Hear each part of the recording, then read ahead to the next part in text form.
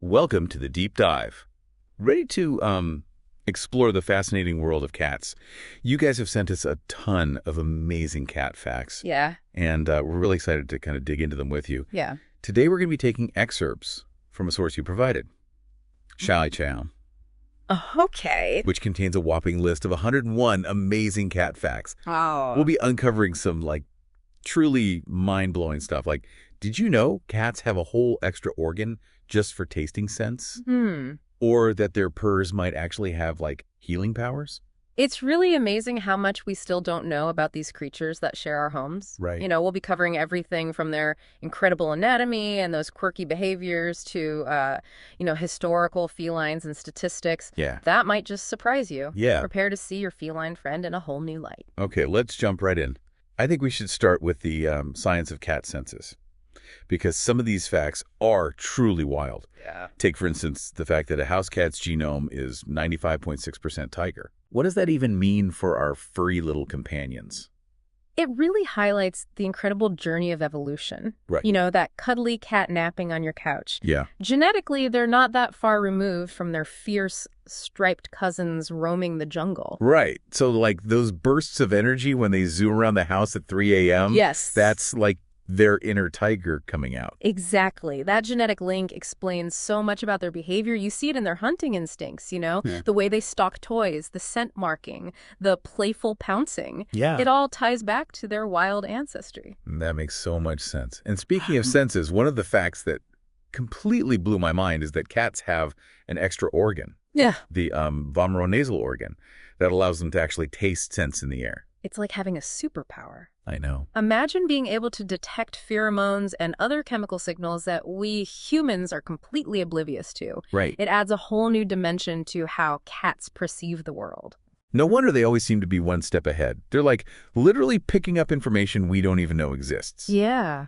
It also explains why they sometimes stare at you with their mouths open. Exactly. They're using that vomeronasal organ, located on the roof of their mouths, Oh, wow. to gather information. Okay. It's like they're getting a secret message about their environment that we're completely missing out on. It makes you appreciate the complexity of their sensory world. Yeah. And it's not just their sense of smell that's impressive. Did you know cats have 230 bones, Wow. which is more than humans? It's true. That incredible flexibility you see when they squeeze into tight spaces or contort themselves into, seemingly impossible positions, Yeah. it's all thanks to that unique skeletal structure. Makes their acrobatic feats even more impressive. Yeah, And their tongues are designed for more than just grooming, right? absolutely.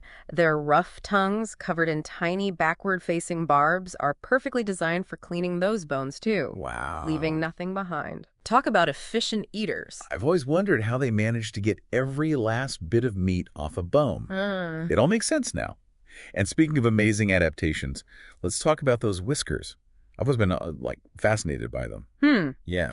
Those whiskers are more than just a stylish accessory. Right. They're essential sensory tools that act like antennas, helping them navigate and judge spaces in their environment.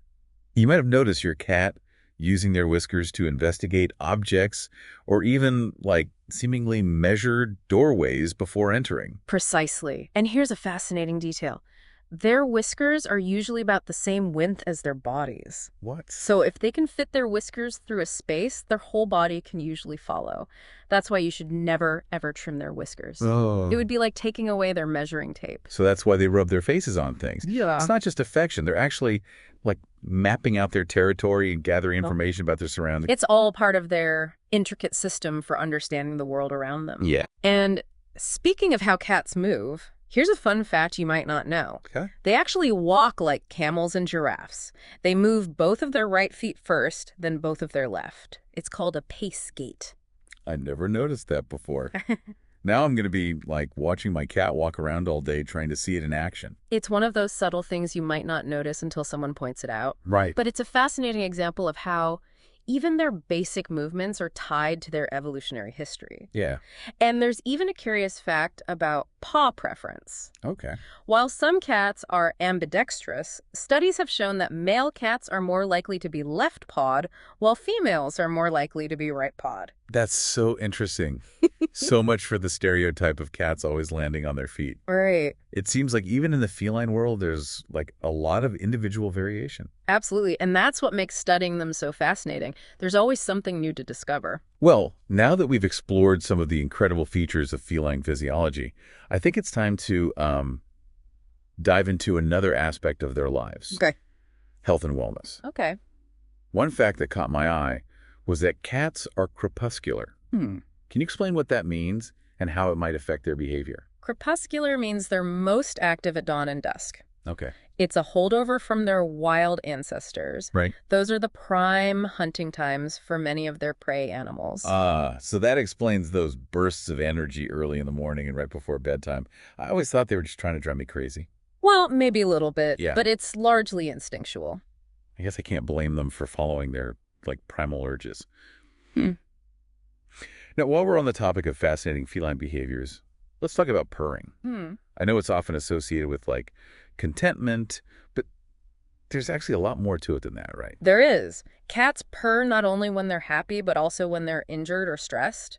They even purr while giving birth. Really? That's so interesting. So it's not just a, like, happy sound. It's more like a multi-purpose form of communication. Exactly.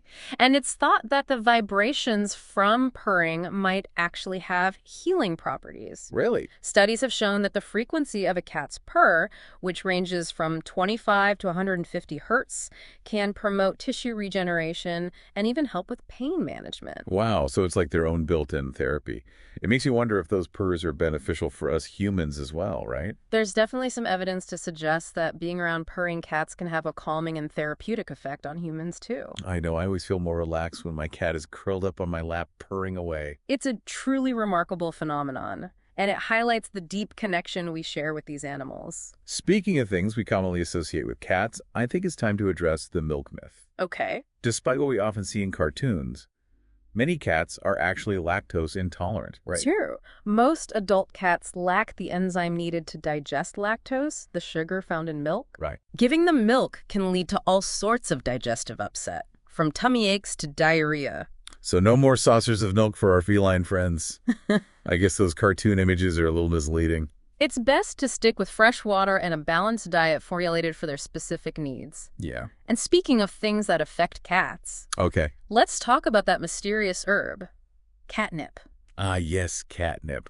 What exactly is it about this plant that drives cats wild? Catnip contains a compound called nepentolactone, which triggers a euphoric response in about 2/3 of cats. I've definitely seen my cat go crazy for it, rolling around, rubbing their face on it, even drooling a bit. Yeah. It's almost like they're in a trance. It's thought that nepentolactone mimics feline pheromones, triggering a response in their brains that causes all sorts of playful and sometimes bizarre behavior. So it's not really a, like, drug in the traditional sense, but it does create a temporary altered state of consciousness. Exactly. And while we're debunking common cat myths and misconceptions, here's one that's particularly important for cat owners to know. Spaying and neutering can actually extend a cat's lifespan. That's great to know. But are there any other benefits besides, like, increased longevity? Definitely. It can help prevent certain health problems like uterine infections and testicular cancer. It can also reduce unwanted behaviors like spraying, roaming, and fighting, which can make them safer and less likely to get lost or injured. So it's a win-win for both the cat and the owner. Yes. Now, I think it's time to move on to one of the most fascinating aspects of cat ownership, understanding their unique communication style.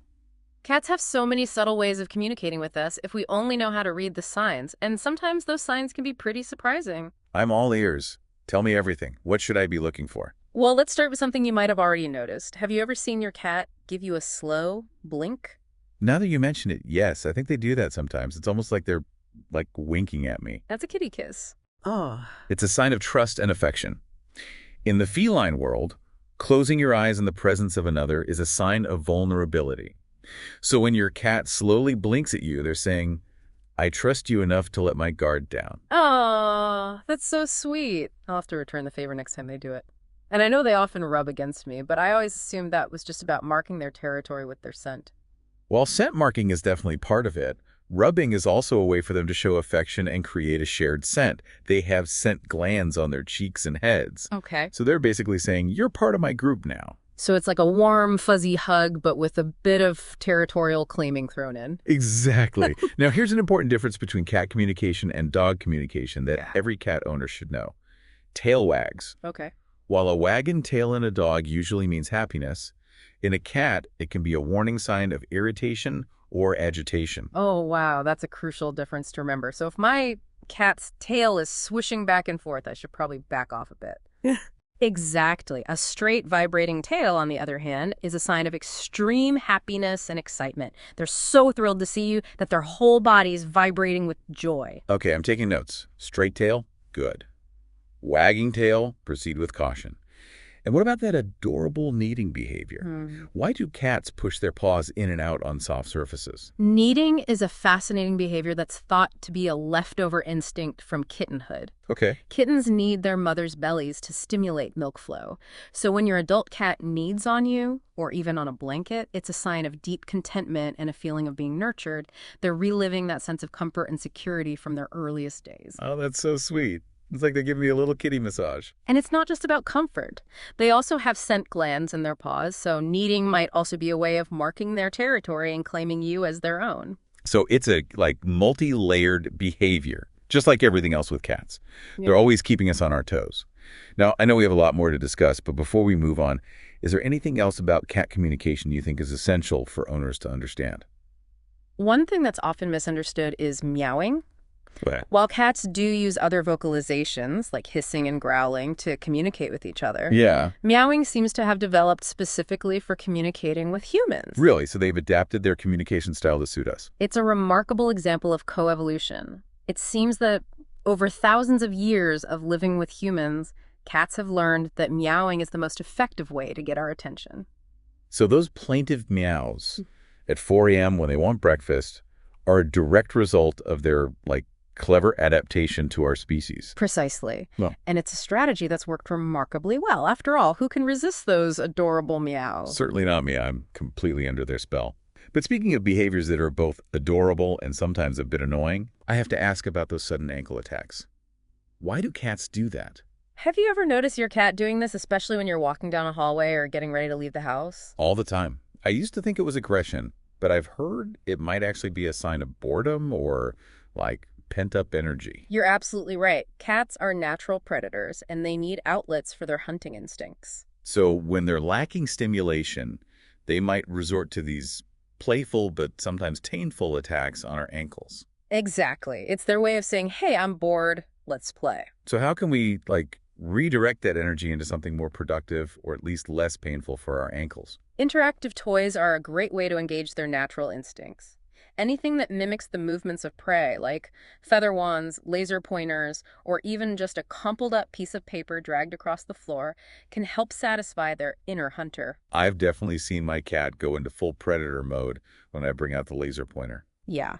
It's a great way to give them a mental and physical workout. And remember, those ankle attacks are often a sign that they need more playtime and interaction with you. So rather than getting, frustrated, I should see it as a sign that my cat wants to bond and play with me. Exactly. It's their way of saying, I love you, let's have some fun. Well, this has been incredibly insightful. I already feel like I understand my cat so much better. But I know we have a lot more amazing cat facts to uncover. We've only just begun to explore the fascinating world of feline behavior. I can't wait to dive into more of these surprising insights. But for now, I think we should take a little break. Okay. Welcome back to the Deep Dive. We're still kind of in the midst of exploring some of these truly amazing cat facts. Yeah. And we're just getting started. Before the break, we were discussing the fascinating world of cat communication. And you mentioned how those ankle attacks are often a cat's way of saying, hey, I'm bored, let's play. Yeah. It's so important to remember that cats, despite their reputation for being, independent, need mental and physical stimulation just like any other animal. So what are some other ways we can provide, those outlets for their natural instincts? Yeah. Besides, interactive playtime, I mean. Well, think about their wild ancestors. Okay. They spent a lot of time climbing, exploring, and hunting. Right. So providing them with opportunities to engage in similar activities can go a long way in keeping them happy and healthy. That makes sense. So things like, cat trees, scratching posts, even like window perches where they can watch the world go by. Exactly. Creating a stimulating environment can help prevent boredom and those unwanted behaviors that often come with it. Yeah. And speaking of scratching posts, you might think they're just for sharpening their claws, but they actually serve a few other important purposes. Oh, tell me more. I always thought it was mainly about, like, saving my furniture from destruction. Well, while protecting your furniture is definitely a bonus, scratching also allows cats to stretch their muscles, mark their territory both visually and with scent from the glands in their paws, and relieve stress. Wow. It's like a full-body workout, a territorial claim, and a stress reliever all rolled into one. Wow, I never knew scratching was so, like, multifaceted. It's almost like a form of self-care for them. Exactly. And it highlights the importance of providing them with appropriate scratching surfaces. Right. Otherwise, your furniture might become the default option. Duly noted. Now, I want to circle back to some of those surprising statistics we touched on earlier. Yeah. I was completely shocked to learn that cats are more popular than dogs in the U.S. That's almost unbelievable. It's true. Current estimates suggest there are about 88 million pet cats in the U.S. compared to around 78 million dogs. Wow. Why do you think that is? Is it just because cats are, like, easier to care for, especially for people living in, like, smaller spaces? That's definitely a factor. Cats are relatively low-maintenance pets. Right. They don't require daily walks or huge backyards to run around in. They're also pretty content to entertain themselves as long as they have a stimulating environment and some interactive playtime with their humans. So, like, they're ideal for people who live in apartments or have, like, busy schedules. Exactly. And let's not forget their incredible personalities. Yeah. Cats are often described as being aloof and independent, but they can also be incredibly affectionate and playful. They definitely have a way of, like, winning you over with their charm. It's that unique blend of independence and affection that makes them such fascinating companions. And those meows. Right. Remember, we discussed how cats developed meowing specifically to communicate with humans. Yeah. They've essentially created a special language just for us. It's like they've, like, cracked the code of how to get what they want from us. But if they see us as, like, big hairless cats, why wouldn't they just use their other forms of communication, like, scent marking or tail movements? That's a great question. It's possible that meowing evolved as a way to get our attention more effectively. We humans aren't as attuned to subtle body language as cats are. Right. So they had to adapt their communication style to our, well, less sophisticated senses. So they're not just being demanding. They're actually being, like, considerate of our limitations. Precisely. Wow. Now, before we move on from cat communication, there's one behavior I have to ask about. That classic butt-in-the-face greeting. Oh, yes. It's always a little startling, to say the least. Ah, yes. The feline way of saying hello. It might seem strange to us, but in the cat world, it's a perfectly normal and even friendly gesture. But why the rear end? Yeah? Of all the body parts they could choose to, like, greet us with. Well, remember those scent glands we talked about earlier? Yeah. Cats have scent glands in several areas, including around their anal area. Okay. And presenting their rear end to you is a way of sharing their scent and creating a bond. It's like saying, here's my unique aroma, get to know me. Well, that's certainly a unique way of showing affection. I guess I'll try to appreciate the gesture next time, even if it's not the most pleasant olfactory experience. It's all about understanding their perspective. Wow. And speaking of perspectives, I think it's time we delve into the incredible stories of some amazing cats who have made history. Oh, yes. I'm eager to hear more about these feline legends. We briefly mentioned Stubbs, the cat who served as the honorary mayor of Talkeetna, Alaska for almost 20 years. But there must be other, like, captivating cat tales out there. There are plenty. For example, did you know that a cat named Tommaso inherited a $13 million fortune from his owner in 2011? Wait, seriously, a millionaire cat? I'm picturing a cat lounging on a velvet cushion, sipping champagne from a crystal glass. It's true. His owner, Maria Assunta, a wealthy Italian widow, left her entire estate to her beloved feline companion. Wow. Tommaso's story captivated the world, and he became an instant celebrity. Talk about living the good life.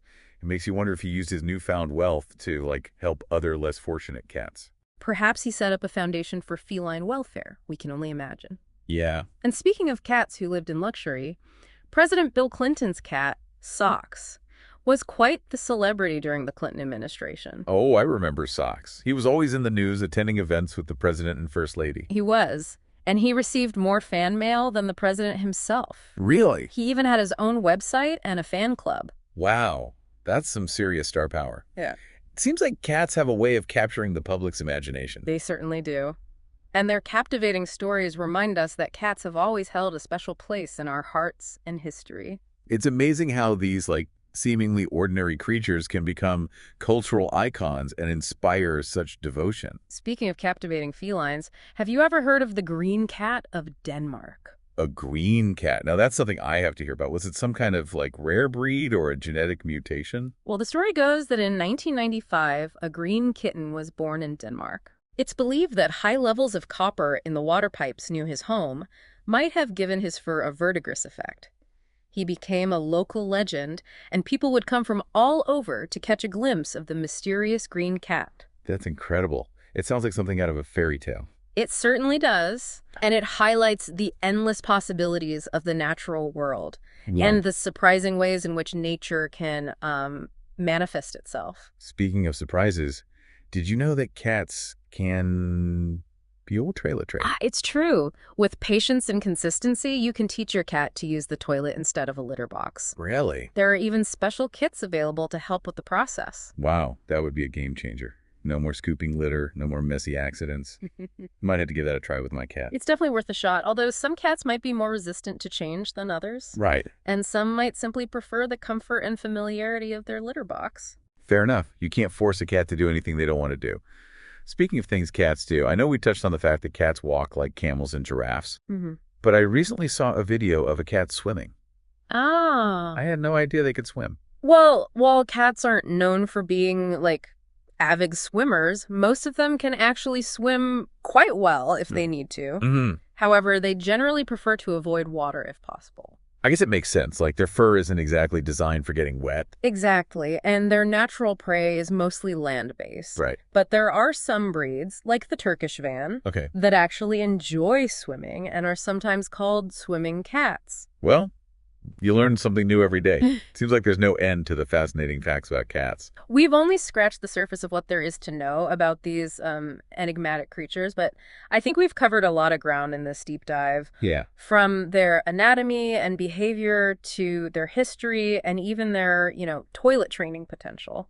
It's been an incredible journey of discovery. I feel like I've gained a whole new appreciation for, the complexity and intelligence of cats.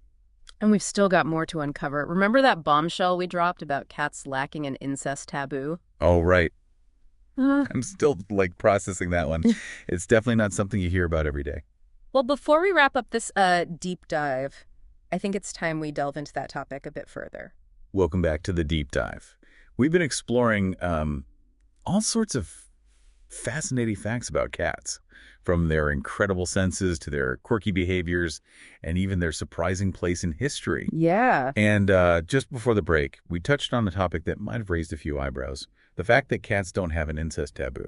It's definitely a surprising fact when you consider it from, a human perspective. Yeah. But it's important to remember that animals view the world and mating quite differently than we do. Right. They're driven by instinct and survival, not, social norms. So for cats, mating with a sibling isn't seen as, taboo or wrong. Right. It's just nature taking its course. Exactly. In the wild, especially in feral cat colonies, opportunities for mating can be limited. Right. So from a purely biological standpoint, mating with a sibling might be the most efficient way to ensure the continuation of their genes. That makes sense. But it definitely adds a whole new layer of complexity to the dynamics of those feral cat populations. Yeah. I imagine it could lead to some interesting genetic patterns. It certainly does. Yeah. And it highlights the importance of spaying and neutering our feline companions. Right. To help control those populations and prevent unwanted litters. Absolutely. Now, I want to shift gears for a moment and revisit a topic we've been kind of touching on throughout this deep dive. The idea that cats perceive us as big, hairless cats. If that's true, does it change how we interpret their behaviors? When they rub against us or give us those slow blinks? Are they really showing affection, or are they just, manipulating us with their cuteness?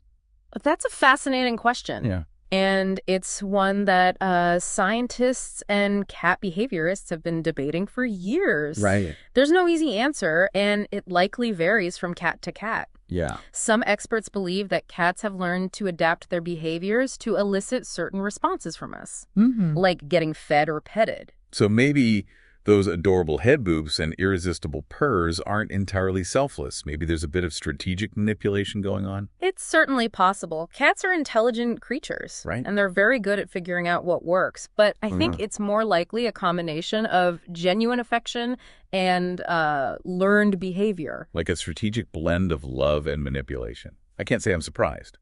They're clever little creatures. They are indeed. Yeah. But even if they're partly manipulating us, who can blame them? It seems to be working quite well for them. That's true. They've got us wrapped around their little paws. Now, before we wrap up our deep dive into the amazing world of cats, I know you have a few more fascinating facts up your sleeve. I do. I thought we could end on a high note with some truly mind-blowing cat trivia. Okay. For example, did you know that each cat's nose print is unique? Much like human fingerprints. No way. That's incredible. So if we ever need to solve a feline crime, we can dusk for nose prints. Exactly. Each cat has its own distinct pattern of ridges and bumps, making their nose prints as individual as they are. And here's another one. Cats dream, just like people do. Oh, wow. Scientists have studied their brain activity during sleep and observed patterns that suggest they're experiencing vivid dreams. I wonder what they dream about. Chasing mice, napping in sunbeams, Right. plotting world domination. Perhaps all of the above. Yeah. And one last fun fact that ties back to our earlier discussion about purring. A cat's purr vibrates at a frequency of 25 to 150 hertz, Okay. which is the same frequency at which muscles and bones repair themselves. Wait, so those purrs could actually be, like, healing us? Yeah. That's amazing. It's a theory that's been studied, and there's some evidence to suggest that the vibrations from a cat's purr might promote healing, reduce pain, and even lower blood pressure in humans. Wow. Those purrs are even more powerful than I thought. I knew they were soothing, but I had no idea they could have such, like, profound therapeutic benefits. It seems like the more we learn about cats, the more amazing they become. Well, I think it's safe to say that we've accomplished our mission of unpacking those 101 amazing cat facts. Yeah. We've covered everything from, their anatomy and behavior to their history and their impact on the world. Yeah. And we've learned that they're complex, intelligent, often hilarious, and sometimes manipulative creatures Right. with a unique way of seeing the world and interacting with us. What a journey it's. All right, so get ready to unlock all the secrets of your feline overlords in today's deep dive into, well, cat behavior. Okay. We're taking kind of a Blinkist approach to this YouTube video. It's called 100 Facts About Cats.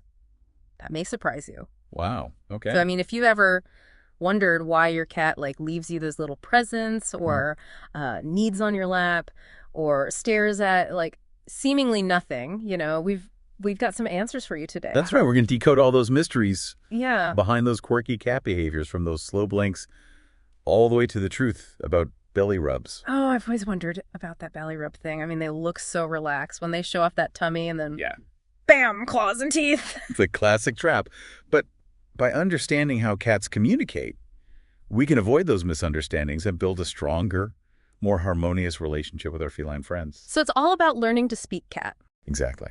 And speaking of ears, Yeah. let's talk about cat body language, because those subtle cues, those can tell you a lot about what your cat is thinking and feeling. Okay. For example, that super intense stare that your cat will sometimes give you. Yeah, like they're trying to burn a hole in my soul with their laser vision. Well, while it might feel a little unnerving to us, direct eye contact in the cat world can be perceived as a challenge or even a threat. So you find your cat staring you down, it's best to avoid staring back. Oh. Instead, try a slow blink, which is a sign of trust and affection in cat language. Really? My cat does that all the time. I always just thought he was sleepy. It can be a sign of drowsiness, of course. But when a cat gives you that slow, deliberate blink, it's their way of saying, I feel safe and comfortable around you. Oh, that's really sweet. What other body language clues should we be paying attention to? Well, the tail's a big one, right? Think of it as a mood barometer. A tail held high with a slight curve at the end is a sign of confidence, contentment. But if you see that tail start to twitch rapidly, especially while they're focused on something. That means they're becoming agitated or excited. Okay, so picture this. My cat is perched on the windowsill, tail twitching like crazy, watching the birds outside. That's a sign I should probably steer clear right Exactly. They're in hunting mode.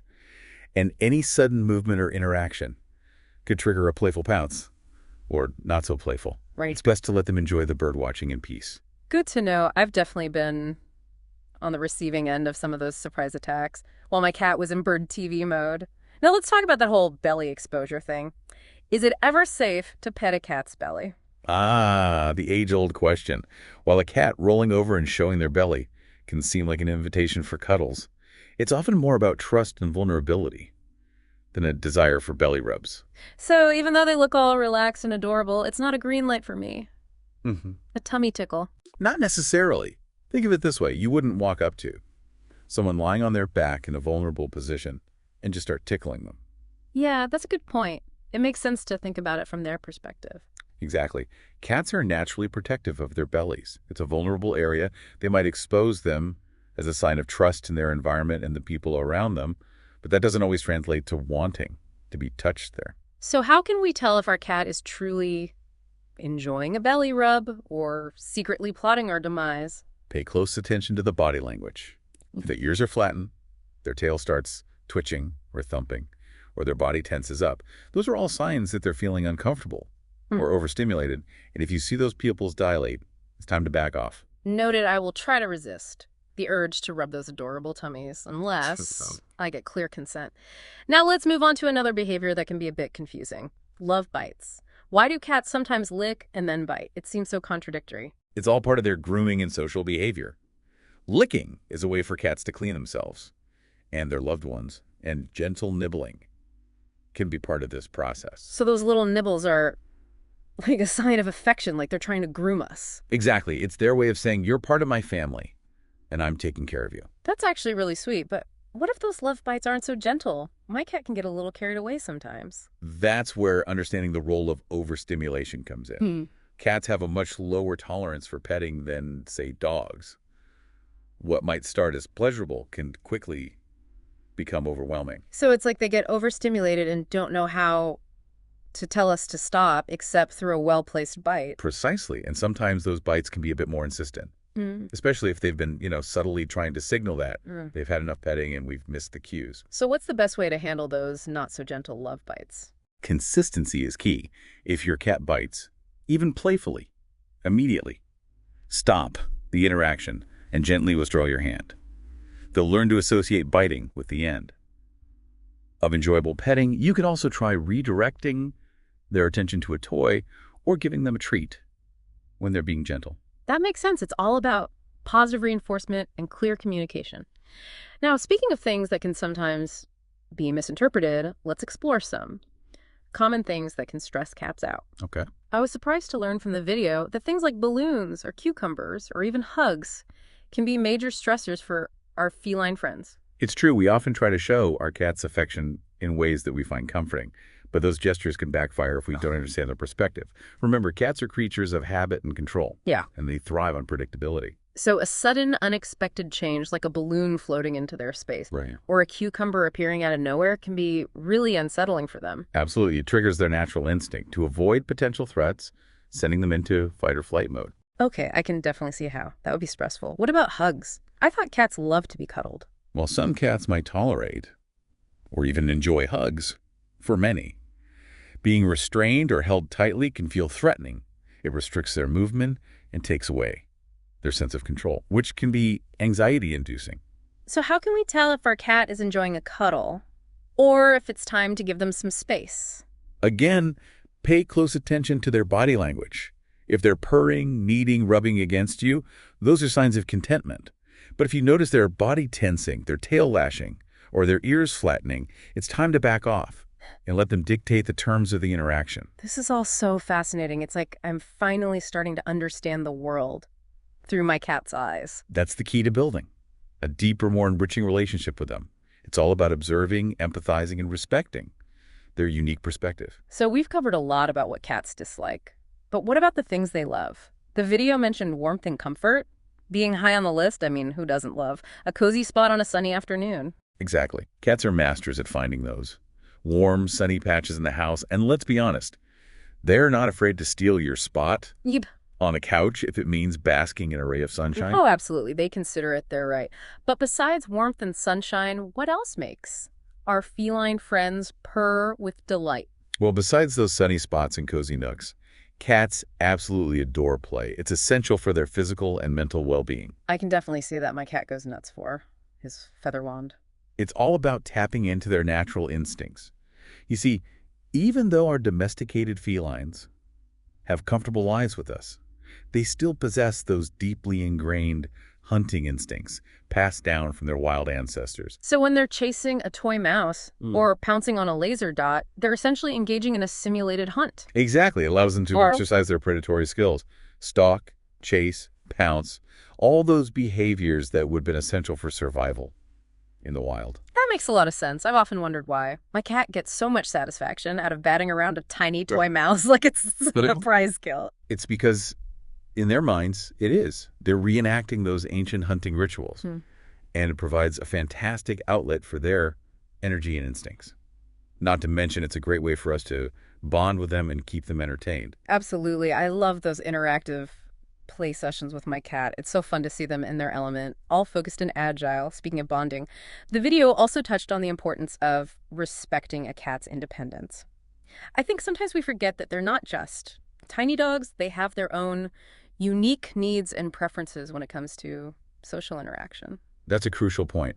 While cats can be incredibly affectionate and enjoy our company, they also need their space and alone time. So forcing cuddles 24/7 isn't the best approach. Not necessarily. It's all about learning to read their cues and respecting their boundaries.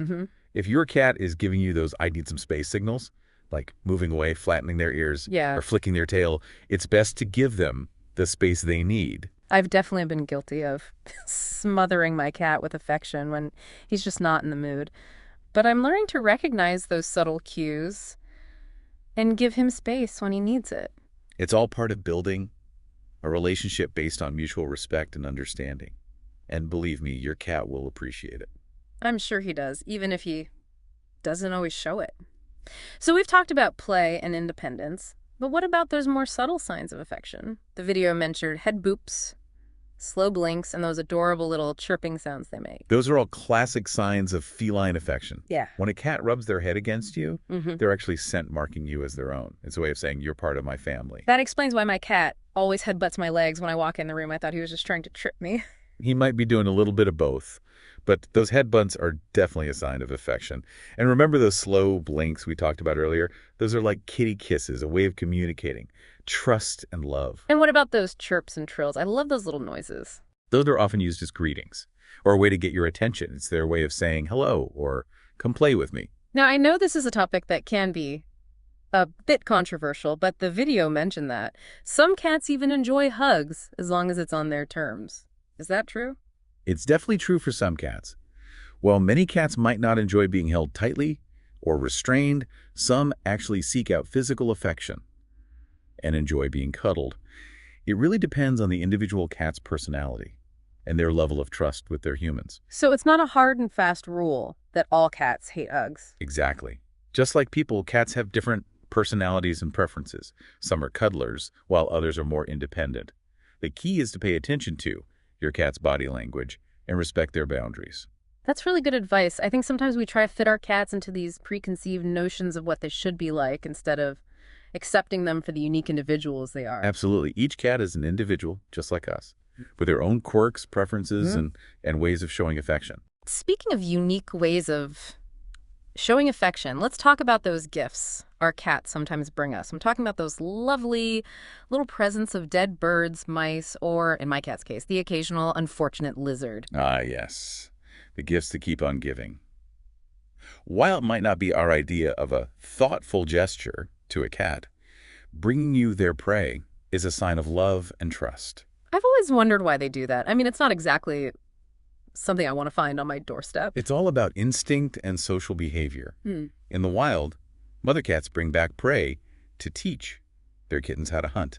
So when your cat brings you a dead mouse, they might be trying to share their hunting skills with you, or even provide for you as they would for their own offspring. So they think they're being helpful, like they're contributing to the household in their own special way. Exactly. It's a testament to their bond with you Yeah. and their desire to share their world with you. I guess I can appreciate the sentiment, even if the delivery is a bit rough around the edges. Perhaps a thank you and a gentle redirection to a more appropriate toy would be a good compromise. Good advice. This deep dive has been so enlightening. I'm learning so much about how to understand and appreciate my cat's unique personality and ways of communicating. And we're just getting started.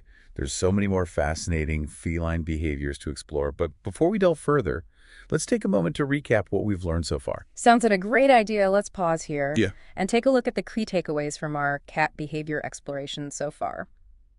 Okay, so we've talked about some of the things that stress cats out, but let's shift gears and talk about what brings them joy.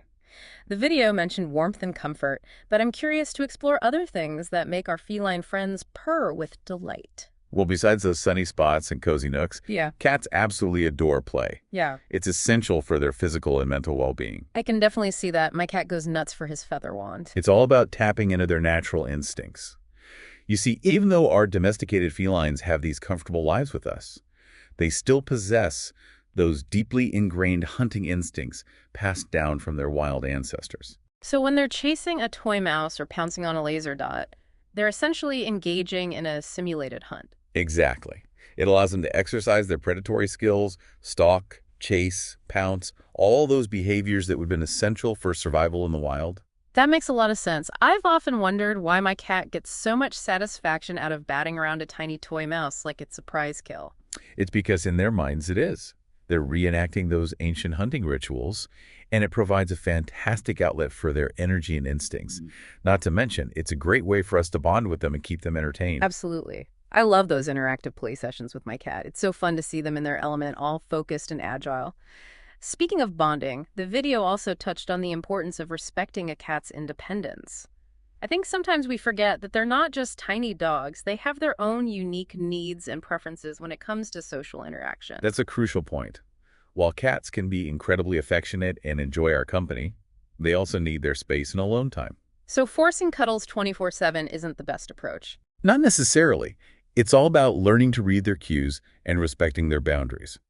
If your cat is giving you those "I need some space" signals, like moving away, flattening their ears, flicking their tail, it's best to give them the space they need. I've definitely been guilty of smothering my cat with affection when he's just not in the mood. But I'm learning to recognize those subtle cues and give him space when he needs it. It's all part of building a relationship based on mutual respect and understanding. And believe me, your cat will appreciate it. I'm sure he does, even if he doesn't always show it. So we've talked about play and independence, but what about those more subtle signs of affection? The video mentioned head boops, slow blinks, and those adorable little chirping sounds they make. Those are all classic signs of feline affection. When a cat rubs their head against you, they're actually scent marking you as their own. It's a way of saying, "You're part of my family." That explains why my cat always headbutts my legs when I walk into the room. I thought he was just trying to trip me. He might be doing a little bit of both, but those head bunts are definitely a sign of affection. And remember those slow blinks we talked about earlier? Those are like kitty kisses, a way of communicating trust and love. And what about those chirps and trills? I love those little noises. Those are often used as greetings or as a way to get your attention. It's their way of saying hello or come play with me. No, I know this is a topic that can be a bit controversial, but the video mentioned that some cats even enjoy hugs as long as it's on their terms. Is that true? It's definitely true for some cats. While many cats might not enjoy being held tightly or restrained, some actually seek out physical affection and enjoy being cuddled. It really depends on the individual cat's personality and their level of trust with their humans. So it's not a hard and fast rule that all cats hate hugs. Exactly. Just like people, cats have different personalities and preferences. Some are cuddlers, while others are more independent. The key is to pay attention to your cat's body language and respect their boundaries. That's really good advice. I think sometimes we try to fit our cats into these preconceived notions of what they should be like instead of accepting them for the unique individuals they are. Absolutely. Each cat is an individual just like us with their own quirks, preferences, and ways of showing affection. Speaking of unique ways of showing affection, let's talk about those gifts our cats sometimes bring us. I'm talking about those lovely little presents of dead birds, mice, or, in my cat's case, the occasional unfortunate lizard. Ah, yes, the gifts that keep on giving. While it might not be our idea of a thoughtful gesture to a cat bringing you their prey, is a sign of love and trust. I've always wondered why they do that. I mean, it's not exactly something I want to find on my doorstep. It's all about instinct and social behavior. In The Wild Mother, cats bring back prey to teach their kittens how to hunt. So when your cat brings you a dead mouse, they might be trying to share their hunting skills with you or even provide for you, as they would for their own offspring. So they think they're being helpful, like they're contributing to the household in their own special way.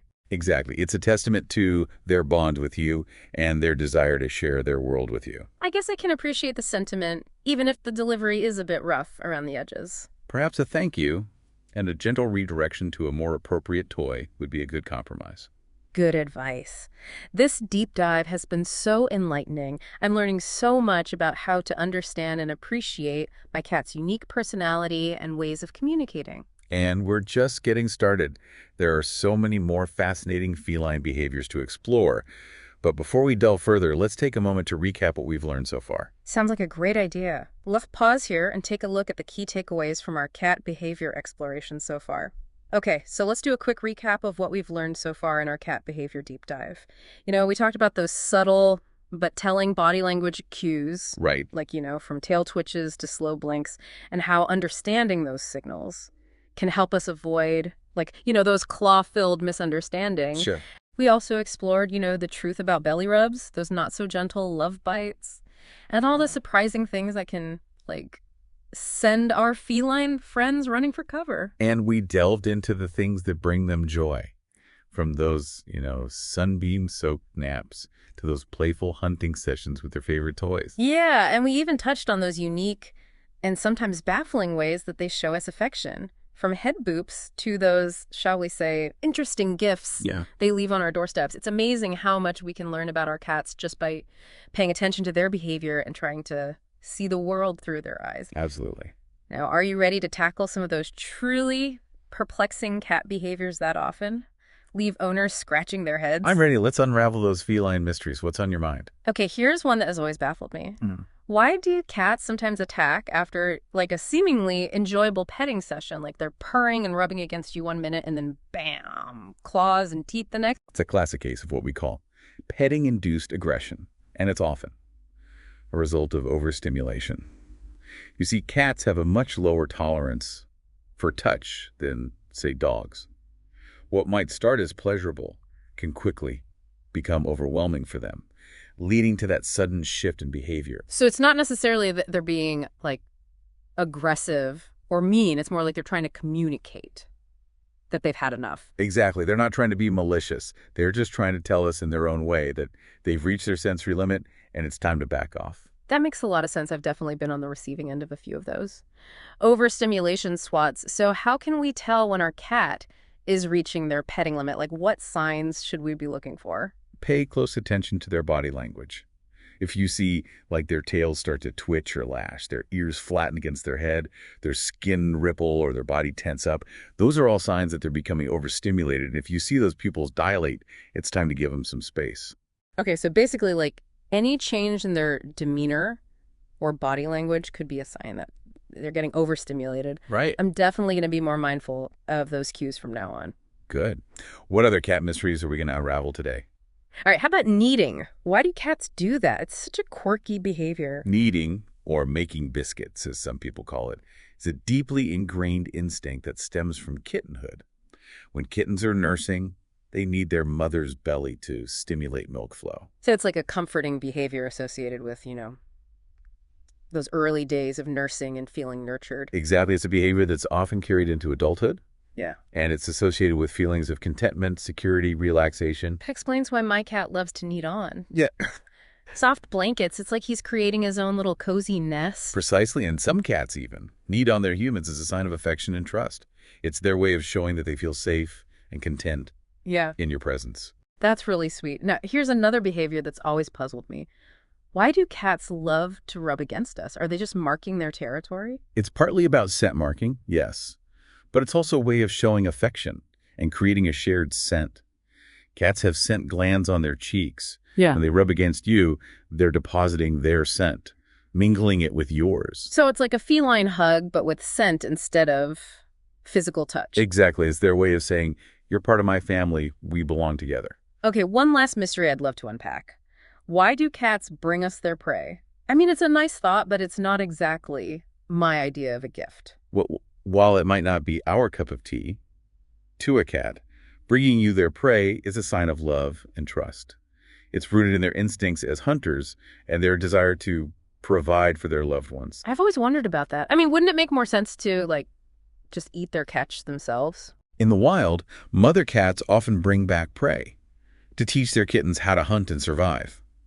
So when your cat brings you a dead mouse or bird, they might be trying to share their hunting skills with you, or even provide for you as they would for their own offspring. So they think they're being helpful, like they're contributing to the household in their own unique way. Exactly. It's a testament to their bond with you and their desire to share their world with you. Of course, it's perfectly fine to gently redirect this behavior by providing them with, appropriate toys and outlets for their hunting instincts. That makes a lot of sense. It's all about understanding where they're coming from and meeting their needs in a way that works for both of us. I agree. This deep dive has been an absolute eye-opener. I feel like I've finally cracked the code of cat behavior. It's been a pleasure exploring the fascinating world of feline behavior with you. Remember, the key to building a stronger bond with your cat is to observe, empathize, and communicate with them on their terms. And who knows, maybe you'll even start to appreciate those special gifts they leave on your doorstep. Maybe. Well, thanks for joining us on this deep dive into the world of cat behavior. We hope you've learned some valuable insights and gained a deeper appreciation for your feline friends. Until next time, happy cat venturing. I love Panoko. All right, so get ready to unlock all the secrets of your feline overlords in today's deep dive into, cat behavior. Okay. We're taking kind of a Blinkist approach to this YouTube video. It's called 100 Facts About Cats. That may surprise you. Wow. Okay. So, I mean, if you ever wondered why your cat leaves you those little presents or kneads on your lap or stares at seemingly nothing, we've got some answers for you today. That's right. We're going to decode all those mysteries behind those quirky cat behaviors, from those slow blinks all the way to the truth about belly rubs. Oh, I've always wondered about that belly rub thing. I mean, they look so relaxed when they show off that tummy and then bam, claws and teeth. It's a classic trap. But by understanding how cats communicate, we can avoid those misunderstandings and build a stronger, more harmonious relationship with our feline friends. So it's all about learning to speak cat. Exactly.